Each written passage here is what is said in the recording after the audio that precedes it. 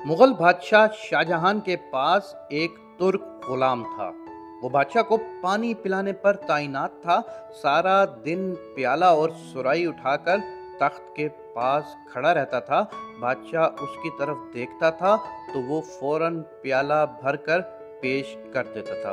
वो बरसों से ये ड्यूटी सरंजाम दे रहा था और बड़ी हद तक बादशाह का रम्ज शनास हो चुका था। लेकिन एक दिन उससे गलती हो गई। बादशाह को प्याला पेश किया। बादशाह घूंट भरने लगा तो शाही प्याले का एक किनारा झड़ा हुआ था और टूटे हुए प्याले में पानी पीना हिंदुस्तान के बादशाह की तौहीन थी। बादशाह ने प्याला नीचे दे मारा और गुलाम को 20 कोड़े लगाने की सजा सुना दी। बादशाह का हुक्म आखिरी हुक्म था। गुलाम को कोड़े भी लग गए और वो ड्यूटी से फारिग भी हो गया। वक्त बदला। औरंगजेब आलमगीर ने अपने वालिद को कैद में डाल दिया और वो तमाम गुलाम और मुलाजमीन बूढ़े बादशाह पर तैनात कर दिए जिन्हें कभी शाहजहां ने सजाएं दी थी। वो पानी पिलाने वाला गुलाम भी इन गुलामों में शामिल था।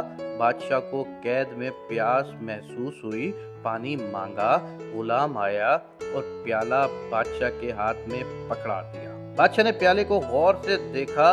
वो शिकस्ता था और किसी ने उसकी किरचियां, उसकी ठीकरियां जोड़कर उसे काबिल इस्तेमाल बनाया था। बादशाह ने हसरत से प्याला देखा और फिर गुलाम की तरफ देखकर पूछा, मेरे साथ ये सलूक क्यों? गुलाम ने मुस्कुराकर अर्ज किया, हजूर, ये वक्त का सलूक है। ये वही प्याला है जिसका एक कोना भुरने पर आपने इसमें पानी पीने से इनकार कर दिया था और इसे जमीन पर दे मारकर तोड़ दिया था। मैंने इस टूटे हुए प्याले की किरचियां उठा ली थी। मैंने उन्हें जोड़ा और उस घड़ी का इंतजार करने लगा जब आपको वक्त इस प्याले में पीने पर मजबूर करेगा। और बादशाह सलामत, वो वक्त आ गया।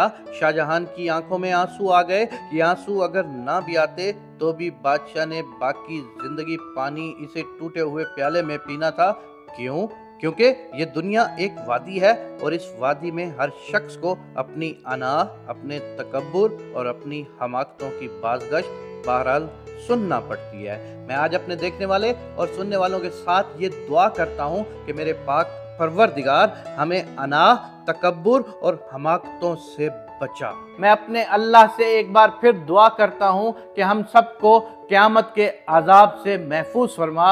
आमीन या रब्बुल आलमीन।